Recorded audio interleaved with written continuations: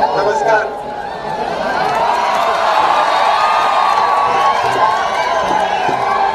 Congress party के वरिष्ठ नेता, हमारे प्यारे कार्यकर्ता, भाइयों और बहनों, प्रेस के हमारे मित्रों, आप सबका यहाँ बहुत बहुत स्वागत। आज बसवना जी की जयंती है। आज हम उनकी कर्मभूमि में, जन्मभूमि में हैं और आपने हमारा इतना अच्छा स्वागत किया, इसके लिए सबको बहुत बहुत धन्यवाद। आज सुबह मैं बसवना जी की समाधि गया और वहां पर जो उनकी जिंदगी के काम थे उनको देखने को मिला। कुछ ही दिनों में कर्नाटक में चुनाव आ रहा है और हमें याद रखना चाहिए कि जो लोकतंत्र का आइडिया है, लोकतंत्र की नींव है, वो सबसे पहले बसवना जी ने रखी थी। तो चाहे लोकसभा, राज्यसभा हो, चाहे हमारा कॉन्स्टिट्यूशन हो, या हमारे देश में जो लोकतंत्र का सिस्टम है, उसकी नींव बसवना जी की सोच ने रखी थी। और उनकी सोच थी कि समाज में भाईचारा हो, सबकी इज्जत हो, सबकी आवाज सुनाई दे। उनकी सोच थी कि हर व्यक्ति जरूरी होता है, चाहे वो अमीर हो, गरीब हो, किसी भी धर्म का हो, किसी भी जात का हो, सब लोग जरूरी। और बसवना जी ने कहा था, डरो मत, सच्चाई बोलो और डरो मत, कुछ भी हो जाए डरो मत। और आज अगर हम देखें तो बीजेपी और आरएसएस की विचारधारा देश में नफरत, हिंसा का माहौल बना रही है। प्रधानमंत्री जी और बीजेपी के नेता बसवा जी की बात करते हैं, मगर फिर बसवा जी ने जो कहा था वो नहीं करते। बसवना जी ने कहा था कि समाज में जो कमजोर लोग हैं उनकी मदद करनी चाहिए। बसवना जी ने ये नहीं कहा था कि अरबपतियों की मदद करो। बसवना जी ने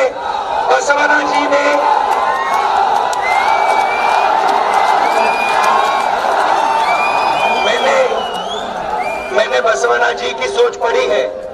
उन्होंने कहीं नहीं लिखा कि देश के धन को अदानी जी को दिलवा दो।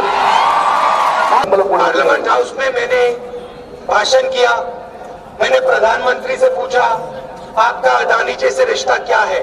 देश का पूरा धन अदानी जी को दिया जा रहा है, पोर्ट्स दिए जा रहे हैं, एयरपोर्ट दिए जा रहे हैं, आपका रिश्ता क्या है? LIC का पैसा अदानी जी को दिया जा रहा है, क्यों दिया जा रहा है? पहले पार्लियामेंट में मेरा माइक ऑफ कर दिया, मगर उससे बात नहीं बनी। मेरे भाषण को मिटा दिया पार्लियामेंट के रिकॉर्ड से, फिर अंत में मुझे लोकसभा से निकाल दिया। अगर ये सोचते हैं कि सच्चाई सिर्फ लोकसभा में बोली जाती है, सच्चाई तो कहीं भी बोली जा सकती है, सच्चाई तो यहाँ भी बोली जा सकती है। तो बसवना जी ने कहा क्या था, मैं आपको बताता हूँ। उन्होंने कहा था कि जो कमजोर लोग हैं, सरकार को उनके लिए काम करना चाहिए और हर व्यक्ति को बड़ा से बड़ा सपना देखने का हक है। किसान का बेटा हवाई जहाज चलाना सीखना चाहता है या बिजनेस में जाना चाहता है, अगर मजदूर का बेटा इंजीनियर बनना चाहता है तो उनको भी मौका मिलना चाहिए। बसवना जी ने कहा, उन्होंने ये भी कहा कि महिलाओं की रक्षा होनी चाहिए। तो हमने, कांग्रेस पार्टी ने बसवना जी की जो सोच है उस पे हमने वायदे किए। बसवना जी ने कहा था कि महिलाओं की रक्षा होनी चाहिए। हमने गृह लक्ष्मी स्कीम दिया। सरकार आने के बाद 2000 रुपए हर महीने हर महिला को कांग्रेस पार्टी देगी। 200 यूनिट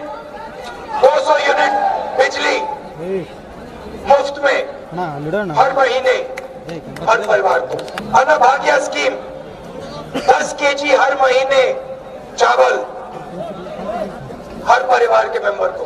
और शायद सबसे जरूरी, युवा निधि 3000 रुपए महीने हर ग्रेजुएट को और 1500 रुपए जिनको डिप्लोमा मिला है उनको हर महीने। तो एक तरफ हमने जो वायदे किए हैं बसवना जी की सोच के वायदे किए। अब मैंने बसवना जी की सोच पढ़ी है, किताबें पढ़ी हैं और उनमें मैंने बहुत ढूंढा, कोशिश की कि उनकी किताब में, उनकी सोच में कहीं 40% कमीशन लेने की बात हो।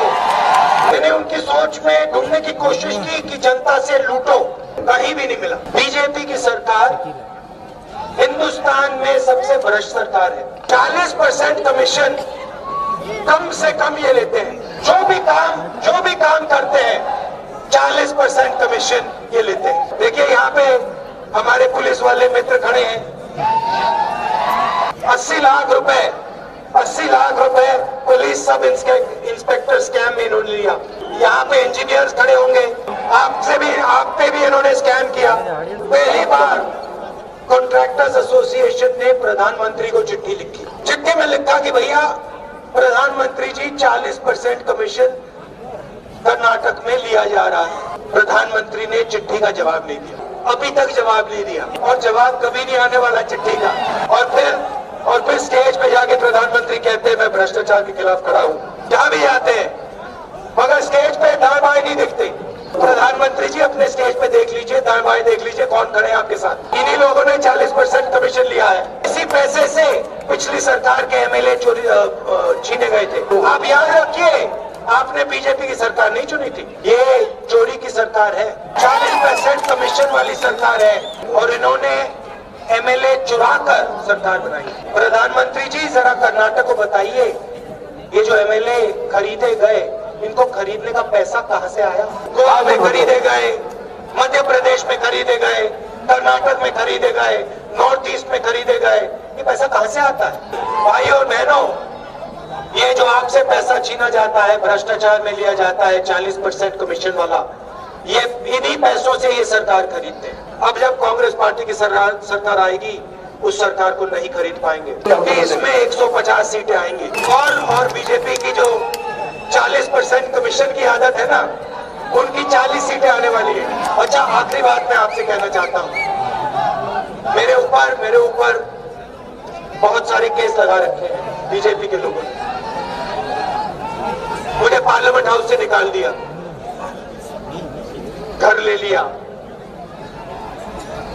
बिल्कुल। देखिए बात देखिए, उन्होंने घर छीन लिया मेरा और हजारों लोगों ने कहा, मुझे चिट्ठी लिखी, राहुल जी आप हमारे घर लेने आ जाए, मुझे कोई घर की जरूरत नहीं। इन्होंने ले लिया, अच्छा किया। मगर केस में कहा कि मैंने ओबीसी के बारे में गलत शब्द प्रयोग, इससे पहले मैं किसी के बारे में गलत शब्द प्रयोग नहीं करता। हिंदुस्तान के हर व्यक्ति की इज्जत करता। जैसे मैंने कहा था, नफरत के बाजार में मोहब्बत की दुकान खोलता। अगर नरेंद्र मोदी जी ने ओबीसी की बात उठाई तो फिर मैं 2-3 चीजें कहना चाहता हूँ। सबसे पहले, अगर हम देश की जनता को भागीदारी देना चाहते हैं, अगर हम देश का धन बांटना चाहते हैं, तो हमें ये तो मालूम होना पड़ेगा कि कौन से लोग कितने हैं, कितनी आबादी किसकी है, आदिवासी कितने हैं, दलित कितने हैं, ओबीसी कितने हैं, एससी कितने हैं, माइनॉरिटी कितने हैं, ये पता तो लगाना पड़ेगा। क्योंकि अगर हमें यही नहीं मालूम तो देश के धन को बांटा कैसे जाए। जब यूपीए की सरकार थी, हमने कास्ट सेंसस किया था, उसमें हमने सबसे पूछा था आपकी जात क्या है। नरेंद्र मोदी जी एक काम कीजिए, उस सेंसस के डेटा को पब्लिक कर दीजिए, दूध का दूध पानी का पानी हो जाए।